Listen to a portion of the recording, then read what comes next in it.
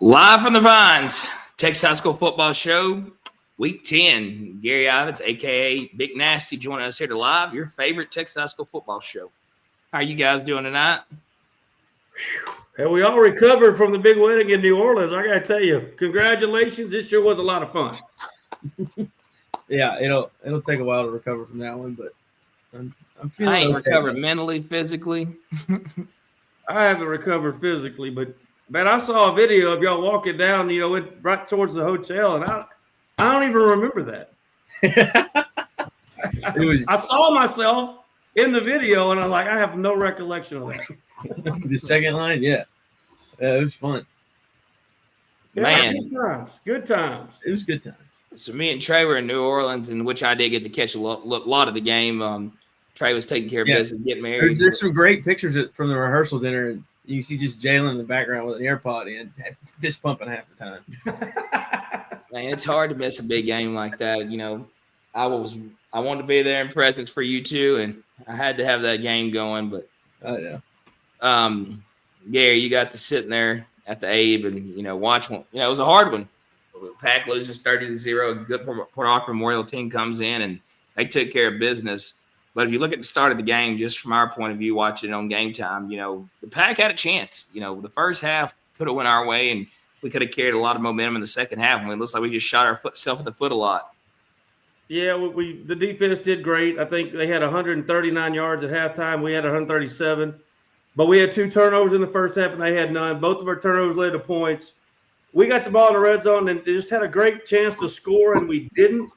And then they go on a good drive and get a field goal themselves. So that was a big play. And then at the end of the half, we get down there and we end up having to settle for a 44-yard field goal. I'm not sure I don't know. I'm not much on clock management. I don't know what I'm talking about most of the time, but it seemed like we could have done a little bit things different to get down there and get a little bit closer look. But boy, those are 2 great opportunities we had to make this a one-possession game going into halftime, and we couldn't do it. But at the end of the day, the defense played very well. The offense had 2 good drives. We had touchdowns, you never know, but we just couldn't get it in the end zone. That was what at the end of the day, that was the problem. And it seems like that's been a problem for us for a little bit of time now. And it's week 10 now. Our defense is playing lights out football, and our offenses did a good enough job to win us some ball games. But as farther you get down the road and you get a good team like Port Arthur at home, you're going to have to capitalize. You're going to have to put points on the board if you want to play a ball game, play with a team like that. And especially when your defense is giving, they're keeping you in the game. Our defense played hard. I knew for a fact that we would give them a little run for their money early, but like Coach Absek said, you play a team like that, we got to score. You got to get up. You got to get up ahead early, and try to come out and keep the gas going. Well, it doesn't seem like it because you had halftime, but in reality, they scored in 2 possessions leading into halftime, and then they scored touchdowns in both possessions coming out of halftime. But I'm going to tell you that the biggest key, or one of the biggest keys, was field position. And something that they haven't done all year long is the quarterback punted. It'd be 4th and 5 or 6 at midfield, and he'd be like he's going to take a snap. Well, he'd jump back and do that quick kick. And it would roll down, and it pinned us inside the 10-yard line 4 or 5 times. In every possession in the first half, you can look. Our average starting position was the 13, and their average starting position was our 46. And, man, it's just tough to overcome that. And eventually, I think that's what led to the demise. Yeah, when you mix bad field position with turnovers, it doesn't usually end in good things. But we took that ball from the 3-yard line with us tied, still 0-0, and go all the way down to the 16. And then it was just like, man, what? As Coach said Monday night at South First Street, it's just somebody does one thing bad, and then the next play somebody else does something bad. The next thing you look up, it's 3rd down and 15. And that's exactly kind of what happened on that drive. We had a drop pass. We had a penalty that was sus. And then we, ran a play that didn't work. And next thing you know, it's 4th down. And the interception there, if he doesn't catch, even if he doesn't throw an interception, it's going to be a turnover on down. So I don't really count that interception on JJ. But, there were some very suspect calls as well in the game. I don't even want to get into that with y'all. But at the end, we couldn't get the ball in the end zone. And I think I saw 1989 or 79 the last time the Panthers were shut out. That's been a while. Yeah. I don't even think you boys were alive yet. That was like 10. I was born in '99. He was born in '98. So yeah, y'all weren't here yet the last time the Panthers got shut out. No. I'm sure. I think my mom graduated high school in '88. Well, maybe she saw that game. '89. Scott Burger was the quarterback. Call her and ask her if she remembers that game real quick. I'm sure she doesn't. I want to ask you a question, Gary. Looking down, on that field, how big were they? Defensively, I would say they were one of the best teams. I wanted to go down there before the game, so before I walked up, and the guys on defense looked pretty big, and their offensive line I thought was really good. So with that being concerned, I was a little worried, but they got 3 defensive guys over there that are freaking absolute ballers, and we all know about King. He gets all of the respect, and Brock King, the other cornerback, is great. But I'm going to tell you, 15 Garlington and 14 Harrison are the 2 linebackers, and man, they were absolutely everywhere. But again, when you got guys up there on front like King and those guys, it's going to free up those linebackers to make big plays, and that's probably why I was calling their name a lot. But yeah, King looks like the real deal. There's no doubt. Man, just looking from where I was, on my phone, they had a lot of size and they were quick and they could hit. They were hitting pretty hard, it looked like. Yes, no question about it. There was not let's stand these guys up and just ride them to the ground. It was coming. You could tell they were still mad and a little bit angry from last year, in my opinion. But, the thing about it is the Panthers live to fight another day. We got a big game this week with a good Beaumont United team. They just came off a big win, and we got to take care of business Friday night or it kind of gets ugly for us. Well, y'all can talk about this with me, if you want to talk some more about the game. There's some other things. I want to give one credit out real quickly to Hood. I'm going to tell you, Desmond Hood, there's 3 guys over there on that other side that get all the credit. And I don't know the exactly number of tackles Hood had Friday night, but, man, Jeff and I called his name on every other freaking play. And without Hood, this game would have been 50-0. He made, I know of 3 touchdown-saving tackles that if he doesn't make, nobody else is going to make them. And that kid showed a lot of heart Friday night. I got to tell you right now, Desmond Hood ought to be talked about for the district MVP on defense, along with these other guys from Port Arthur. He played his tail off. Man, Hood's been playing good all year. He's been the backbone of our defense, him and Davis for sure, and Bogdan, and you got Webb up front. But Hood is, he's made some big-time tackles. And the thing about him, he can run. So, he can get out there and catch if he needs to. I think it was a quarterback made a long scramble, and he was opposite side of the field and hawked him down. I mean, quarterback still got 20 yards, but he was about the only kid that could catch him, and he came down and did it. And that's not your average quarterback, man. That dude had some thighs on him. He was thick. This wasn't the kid from Westbrook was a lot faster. Don't get me wrong, but he's a lot easier to bring down. This kid was more of a running back than he was a quarterback. He's going to TCU to run the rock. Yeah, I can see it. He's very shifty, and, man, he is strong. Yeah. I think the biggest problem, we've got a big problem this week, to be honest with you, and you're going to learn. This is going to be the toughest, I think, coaching job for Coach Absek and the guys this week because, you had everything on the line still last week. We could still win the district championship. Everything that they wanted to accomplish was still there. Well, now that's not. And I think the kids are going to be a little, I don't want to say depressed, but not up on their high streak. And now you got to go down to Beaumont. They've never had anything in their life to play for this late in football season. They've normally got the basketball rated number 2 in the state. They're already shooting hoops by now. Well, now they got a chance. They win. They're in the playoffs, and they know that. They are going to come out ready to play Friday night. Yeah. And, they came off a big win this week. That's going to bring a lot of momentum into next week. And, it's just one of those games that we have to go out there with the same mindset of them. Our season's on the line like theirs is. They want to get the playoffs. We want to be, we want that spot. We want that insert spot in the playoffs. And we got to play. We got to play good. We got to play hard. Offensively, we got to move the ball. We got to take advantage of opportunities, especially we get in the red zone. We got to make sure we put points on the board. And defensively, you just got to, keep doing what you're doing. Keep playing the game, playing hard, and playing the game we're playing. That's what's been our strong point this year is our defense. And it's something like we said. We're known for being an electric offense. We never, we used to expect to have this, powerful defense we have and not have an offense. But it's just something we're working on. It's week 10. We still got time to improve. we got a lot of football left to play, and we got to take advantage of Friday night. Yeah, I haven't got the full injury report either, but I know for a fact we're not going to be at 100% come a Friday night on either side of the football. Again, it was a very rough and physical Friday night game, as you can expect. But I know for a fact we're going to be missing a few. It's just a matter of who all is going to be out on Friday night. Yeah. Yeah. What as it sits now, what does the playoff outlook and the district standings?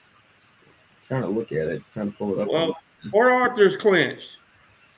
Barbers Hill's 3-2. We're 2-2. United's 2-2. Sterling's 2-2, and Westbrook is 1-3. And you fast forward to Friday night. Port Arthur plays Sterling, so you're assuming they're going to win that, and Sterling's going to fall to 2-3. Yeah. You got Westbrook going to Ball. You assume Westbrook will win that. They're going to go to 2-3.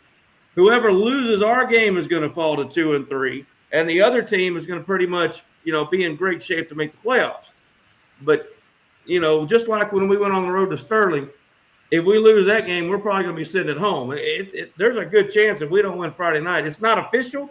There's a lot to be played the last week, obviously, but United and Sterling played the last week. Beaumont or Westbrook and Barbers Hill played the last week, and obviously we host Galveston Ball. But boy, if we lose this game, it's going to be. We're going to need a little bit of help next week in order to make the playoffs.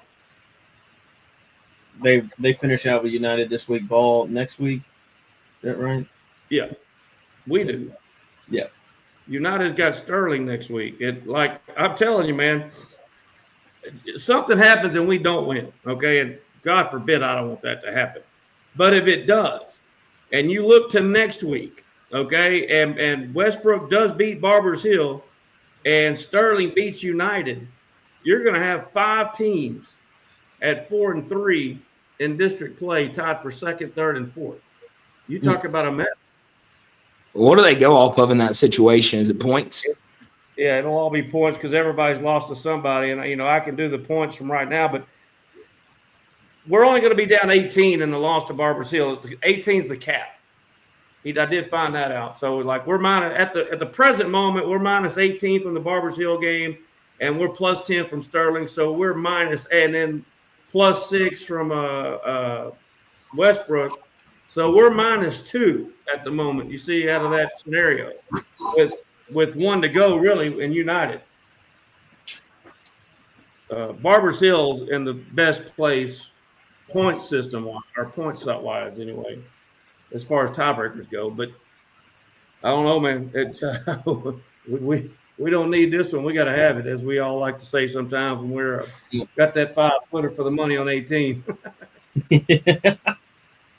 There's a podcast I listen to. They call it either can't lose games or must win games, and this is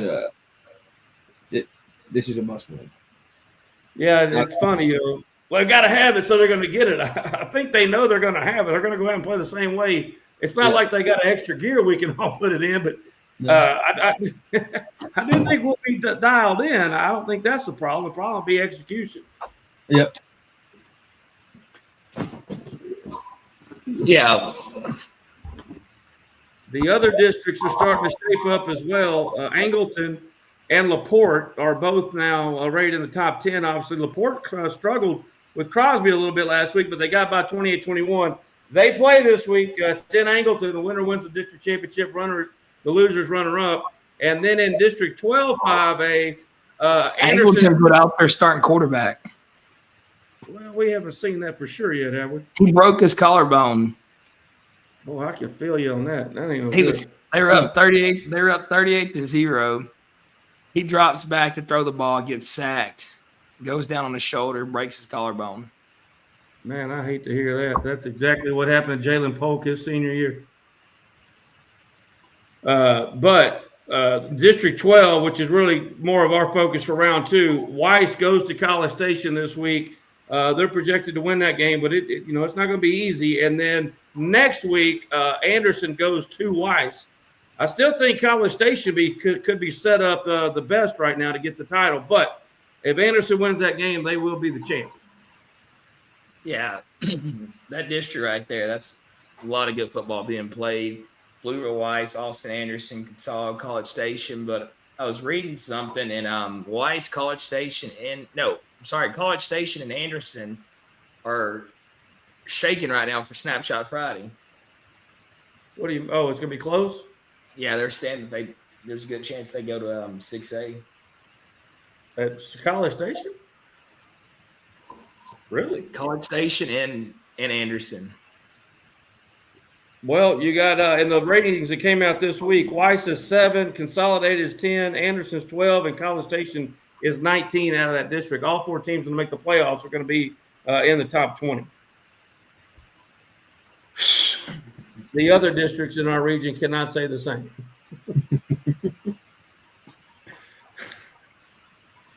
Yeah, I heard the Crosby's playing some pretty good football. Yeah, they get Angleton next week, and if the quarterback's down, you never know. But Crosby only lost by 7 this past week to LaPorte. Yeah, I mean Crosby has some kids. I heard that they're not.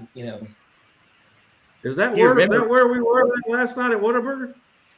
No, we were in Dayton. Oh, but if you go back like 10 years ago, Crosby was, they were playing for state championships. Yeah, no, they had. Isn't that where the what quarterback did they have? They had a stud somewhere. Yeah, Dugat was his name or something like that. Neither do I'd be right. I know I'm right. Let me look it up. I expected a little help, but I can't remember. 10 years ago, we were 16 years old. Neither one of y'all got the reference to Crosby, Stills, and Nash. What? Crosby, Stills, and Nash? Band? Who? Oh, never mind. I don't listen to that. Now, what he said at the wedding, they were playing Conway Twitty. He looks at me, he goes, "Y'all can have that Garth Brooks and stuff." I was like, Potts, I can't tell you last time somebody listened to Garth. Well, we did play Garth Brooks this weekend a lot, but we sang it plenty of times. Yeah, we're probably somebody came up at the wedding and was like, the DJ pulled me aside. He was like, "Hey, someone's requesting Chris Stapleton," and I was like, "No, no." They want to hear Tennessee whiskey or whatever, Tennessee moonshine. I was like, "You can play." I didn't know we could throw some requests out there. I'd have went and got some Snoop on the horn. Jalen at one point was like, "Hey, tell this man I can play this," and I was like, "What is it?" He's like, "It's some Zydeco. Don't worry about it." I said, "No."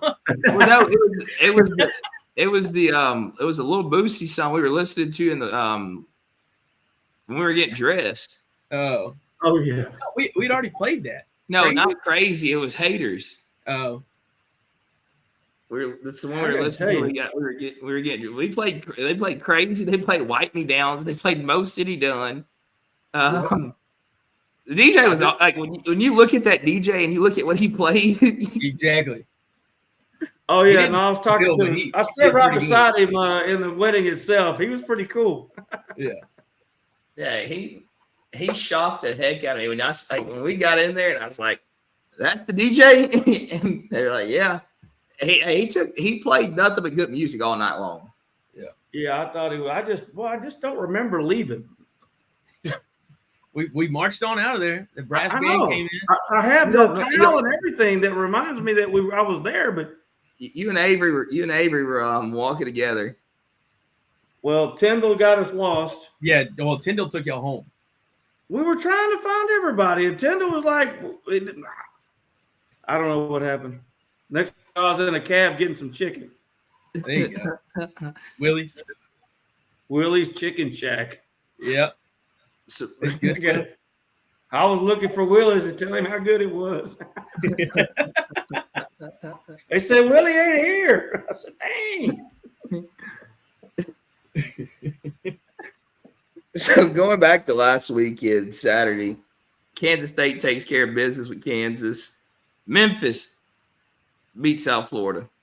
I was not on that. I thought South Florida was better. I was all over it. That until their stud got hurt. So they lost the week before, so I got off again. That was a bad pick. Indiana beats UCLA 56-6. Nebraska 28-21. Your boy Haynes King 41-16 against Syracuse. Let's look at these stats. Haynes King was 25 for 31, 304 yards, 3 touchdowns, 12 for 91 on the ground with 2 touchdowns. You think I don't hear him in any Heisman conversation. He's got to be. He's going to be there. Well, he's got 1,480 total yards passing, 8 touchdowns to 1 interception. That's just not that good. He has 651 rushing yards. You don't see the numbers? He's got 561 and 12 touchdowns. No, he has 651. 651, yeah. He's almost got 2,000 total yards on the year. He's averaging 5 yards a carry, Pods. Go look at. Hey, I've been tooting the horn all year. You ain't got to sell me. What about your Sooners, Spoon?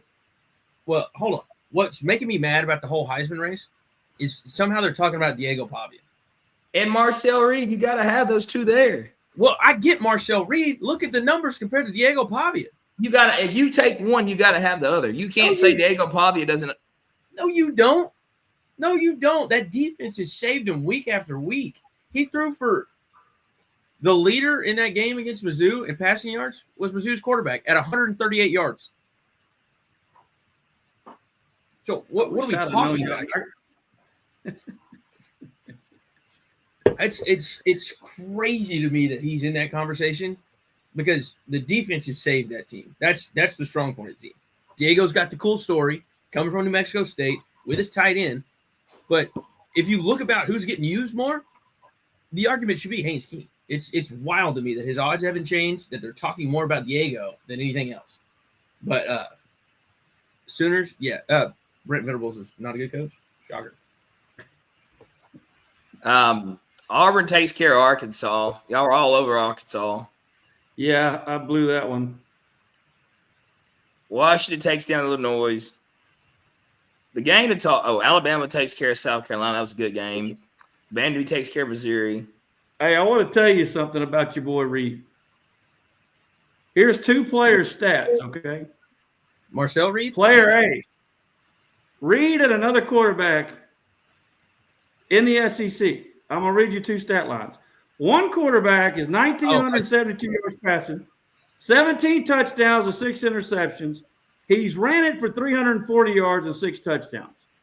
Player B, 1,792 yards, 15 touchdowns and 6 interceptions, 200 yards rushing, and the same 6 rushing touchdowns. You want to tell me who those are? I know who player B is. I'll let Jalen answer that one then. Arch Manning. Yeah, that's Reed and Manning's stats right there next to each other. Yep. I'm just saying. Can't argue with the facts. They're the numbers. Numbers are the numbers. What are you trying to say about them? I'm trying to say that people are saying Marcel Reed should be a lay-down Heisman lock, and I just disagree. I think they've got a great defense that's locking stuff down. And, yes, they went and hung 49 on the LSU team that looks like they have absolutely quit, unfortunately. But give me another keynote win that they have here. Yes, Notre Dame on the last second play. Absolutely. But there's nothing else. And the only thing else they really got left, well, they do have to go to Missouri. I think that's a big one, obviously. You're talking – but Pods, you're talking – you got to be careful talking about A&M like that because we have so many followers and supporters. Well, I just talk stats. I mean facts. They can't handle that. Who cares? Well, I don't care. The thing is they're so high on themselves. Our sponsors didn't go to A&M. Oh, yeah, one of them did. Two of them did. So high on themselves, but they all want to talk about battered Aggie syndrome. That they've gone 8-4 so many times. I was looking Pavia up. Pavia's got 1,700 yards, 15 touchdowns, 5 interceptions. Hey, he's got more rushing yards and the same touchdowns as well. They basically all 3 got the same stats. Hey, if you look at the wedding, one thing you're forgetting about Haynes. he missed the whole game. Yeah. No, I wasn't even talking about Haynes' stats. I was just looking at these three guys you like. If you were if you look at the wedding, we're all on the dance floor, and you look in that little champagne room. Yes. You had all the Aggies in there. Up around a phone. High five. And then the other half, when the Longhorns finally got a win in overtime against a team that hadn't won a game yet, they all started cheering. It was the biggest. I don't know. It was funny though. Jalen was freaking out because we had to. We literally our coordinator made all the groomsmen give them the phones, so nothing was in like pockets or anything. And Jalen's he's been huddled up on the phone the whole time because they're down 21 at that point, 27, whatever it was. He's just mad, and he starts unloading all his pockets. And during the ceremony is when the comeback happens. Oh, and I can see on Will Griffin's face in the back, kind of grinning, and I'm like, oh, this must be good. Well, Sarah Kate's boyfriend looked at me and did Meg's boyfriend looks at me and does like this, and I was like, we won, and he was like, I was like, he started smiling, but man, one thing I've come to realize, not talking about any of y'all, but like, there's a lot of people that don't really care about football. Yeah, that just blows my mind. like, what else do you do with your life? Like, Avery's looking at the flowers and saying how pretty everyone's dresses are, and Fadone's sitting beside me, and he's got the Texas game on. We all are saying I do, and Avery's giving me the side eye to put it up. I'm like, baby, you just focus in on there, and we're gonna watch what's going on over here. But like, it amazes me how many people really don't care about football. Yeah. And like, they're like, you still go to your high school games. You still keep up with high school football. I'm like, what else do y'all do with y'all's lives? Like, do y'all not watch football Thursday through Sunday? I mean, through Monday? I do. Well, I normally, because now I'm watching some of our film. There's not a day during football season goes by that I don't have to see some kind of play with football. Yeah, like I watch football every day. Like, that's what I do. Yeah. Yeah. My little brother is one of those people. There's been two matchups in Norman this year, and he hasn't gone to either of them. No, I think he had to go to any games. He had to go to the Auburn game because they were throwing out T-shirts at the end of some quarter, and then left. I think that was the Auburn game. He just left. Dude, I watched the Lufkin game again on the flight home. I watched the Lufkin game when I got home. I went back and watched some of the Texas game Sunday. I'm calling cap on you watching the phone on your flight home. I bet you slept. No, I can't sleep on a plane. Ooh, I can't. Well, what about Saturday at 9 or 11 o'clock at local time? Pavia, speaking of, is going to be down in Austin. I got to tell you, if I wasn't getting on a boat about that time, I would love no other than to be down at that game Saturday. That's going to be fun. You getting on the boat? Man, I'm going on a cruise with my mother, Pods. There you go. Oh, yeah. Avery booked him a cruise during football season for him and it's your mom's birthday, right? No, it's my mom booked it for us for my birthday. Yeah. But just didn't even ask. Just hey, we're going on a boat. I hope it's not going to Jamaica. Yeah. There's a couple from Longview I've been following on KTRE and TikTok. They're stranded over there after their honeymoon. Oh. But we'll be at that game in Austin. Y'all are going? Yep. We got tickets today. You little pricks. Who's going? Me and him. One of our local Longhorns and one of my customers, Mr. Rich, had some tickets and he called and it was just hard to say no. But what I'm thinking about doing, I guess it was. What'd you say? Probably go down there and sell them. That's probably what you're thinking about doing it. No. Why would we drive all the way to Austin? You could probably get it. Where are they? You might get a dime a piece. They're really good tickets. I heard they are pricey this trip. They're really good tickets. Yeah, I am a little jelly. Well, you got to go to you're going to be on a cruise. Yeah. I would rather be at the football game. And you know I would. How many days is the cruise? I get back Thursday. You're going Saturday, Sunday, Monday, Tuesday. What is it? Carnival? What is it? What are the other lines? I don't even know. Hold on, let me. Royal Caribbean. Royal Caribbean. The Viking. All I know is we got a balcony. Hey, so at the hotel we were all staying at in New Orleans, they had a cruise center. Like you sign, I guess this is where you sign in to go to your cruise. It's called the Viking. So we were down there. Somebody saw them all coming in. You have to be like 75 or older to go on this cruise, and it goes up the Mississippi River and comes back through New Orleans. How'd y'all get on if it was supposed to be 75 and above? Or That's- retired I don't 55? know. What are you talking about? I would do that, but I wasn't on that. That'd be fun. Hey, I was on one of those Carnival cruises a couple of years ago, and they have a little pizza station. You'll just hang around that. It's good, and it's got a TV. Surely we have TV in the room. Well, yeah. I mean, we're upstairs to the balcony. It's not like we're sitting down there underneath the seawall or the water or something. I mean, I'm just saying. I would much rather be at the Texas Vandy game and then maybe go up and the Cowboys are at home Sunday, I think. We could ride up there, watch them play Arizona, have a good little weekend. Yeah. But instead, I'll be on a boat. You're hitting the 7 C's. Yeah, I think JT, Miller, and Hollis are going to. There's a few other people from Lufkin going. I imagine so. It's a big one. Yeah. The question is, who's going to win? I don't know, man. I'm just going to keep my mouth shut, and I'm going to say we're going to go out and play a clean football game. And Texas minus 2.5 at the moment. I'm going to go out there and say we're going to go play a clean football game. And we're going to go play Texas football. And we're going to win a football game. That's all I'm going to say. I'm not going to hype it up. I'm not going to talk it up. I don't know why, but one of the biggest trolls is going with us, and I'm about to, I'm about to listen to that. Who? Who do you think you?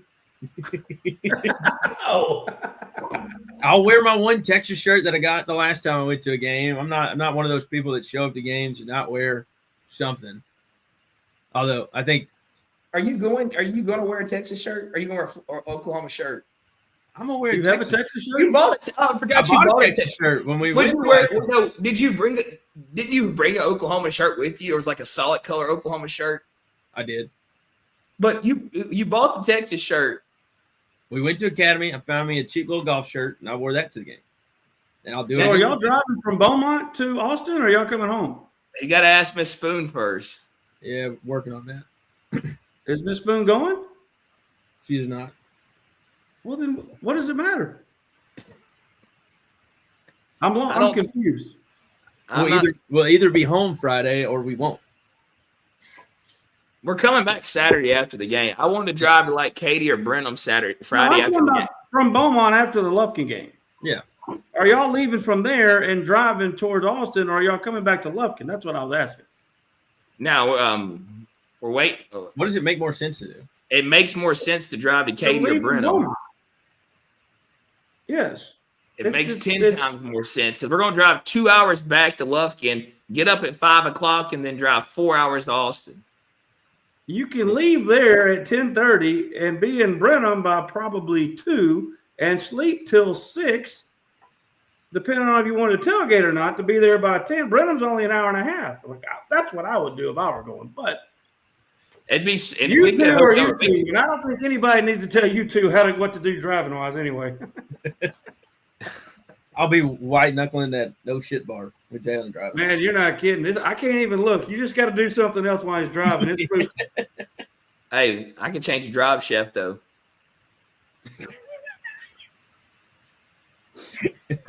His dad even called bulls. Dad even said that was crazy.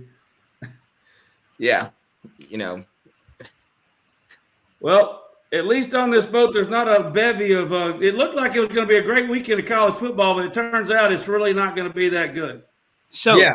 What time do you think the Lufkin game will be over? Like 10:30, 11? You should be on the road by 10:30. Yeah, that puts us in Brenham at midnight. I just think it's not even. Yeah, I think we need to leave Beaumont and drive straight to Brenham. Like we need to go in there and work that out, figure it out. I'm not going to speak my opinion on that because I don't have a new wife. And I really don't understand. If she's going to the football game, I get it. But if she's not going to the football game, what does it matter? True. Well, I mean, I'm sure. you gotta be thankful she's letting him go to the game. They just got married. Man, maybe she just loves being around him so much. She just wants to see him. That's what she says. I don't know how much. Cool guy, he's gonna miss her. Yeah. Yeah. What was this the weekend that was circled, or was it? No. What weekend was that? Next weekend? I believe so.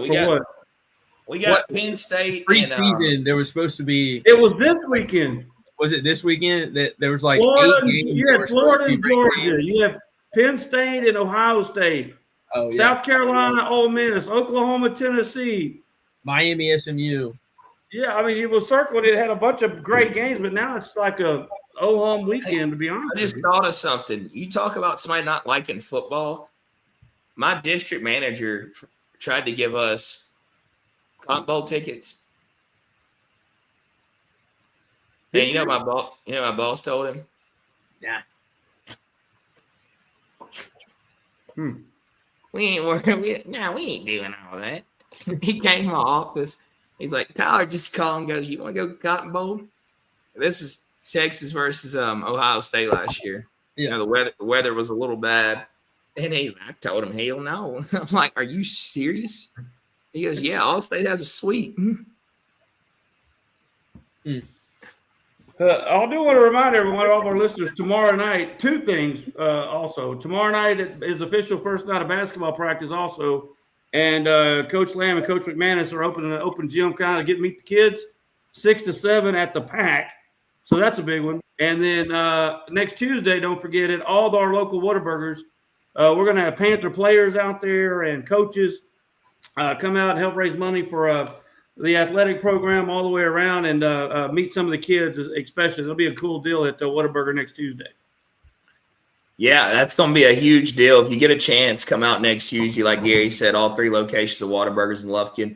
Chris Johnson and the team are being very generous to host a sponsorship for us. I mean, a fundraiser for us, and it's going to benefit the weight room in the TJ Turner facility. And that TJ Turner facility is used by all sports during the summer, and during the season, it's used by baseball, soccer, softball, cheer, track, football. I'm leaving somebody out of there. Soccer, baseball, softball, cheer, track. I'm sure I'm leaving somebody out of there, but it's going to be a huge deal. And trying to get these weights in and get them done. The goal is to have it ready before during spring break, so when the kids get back, they can hit it full running. So come out next Tuesday, November 4th, and let's make this possible, make it happen. Should be a huge night. And thank you again to Whataburger for doing that for Lufkin Athletics. I'll still be on the boat, but I'll be back on Thursday. It's Royal. I'm on a Royal Caribbean cruise. There you go. I don't know what that means. So I got to leave. So I'm not going to get home at 10 o'clock Monday. Yeah, you got to do that Monday. It starts at 8. Got you, Paz. Sure, Trey will come up there and help you. I will. He's running the coaches show? Yep. Do I need to send you a list of questions after the game so you can give you a little itinerary, or you got it? He's going to need that. I got it. He's going to need that. I do this. He's going to need that. He's going to need that. I do this. I will be tuning in from somewhere in the Gulf of Mexico. I promise you that. Yeah, that's going to be interesting. Yeah. What well, do we have any picks?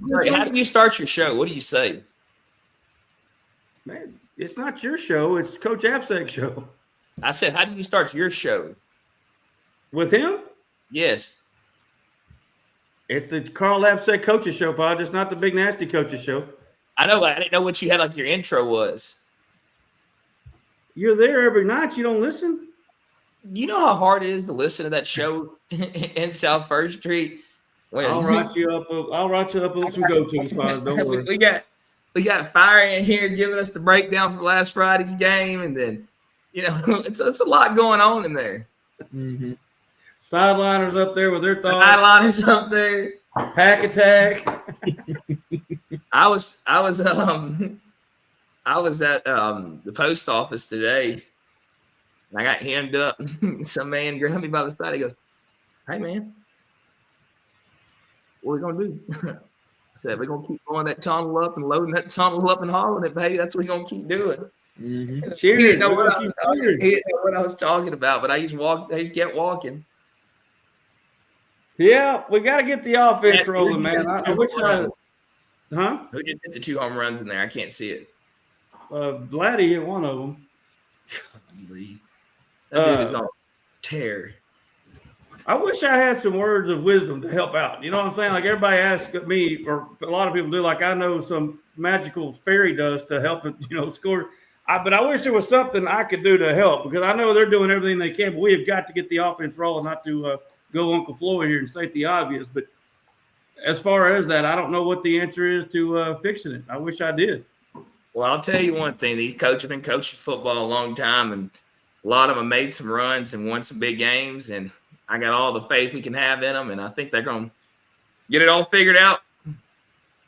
Yeah. I've never won a game. Not one. Got a couple of T-ball and coach pitch trophies hanging at the house, though, but I don't have any football wins. Shoot, the biggest trophy I have is for karate. All right, everybody. Thank y'all for listening this week. We appreciate everybody tuning into the Texas High School Football Show. Hosted by Live from the Pines, a.k.a. Gary Ivins, Big Nasty Gary Ivins. Gary, please take us out of here. You can watch this fiasco once again at 4:30 game day, baby, over on Lufkin Game Times. Special thanks to our sponsors at Whataburger and Tia Juanita's. I'm hitting there for lunch tomorrow. And, of course, stop by and see my man Tyler and the guys today at Rank Buick GMC. And once again, Friday night we'll be down in Beaumont playing United. Win that game, and we're all but in the postseason. It is a big one, and we'll be live down there starting with this show at 4:30 live for Beaumont. We will have that gray right GMC loaded down with some Whataburger cups in the cup holders and some Tia Juanita's on our mind for when we get home. I know that's right.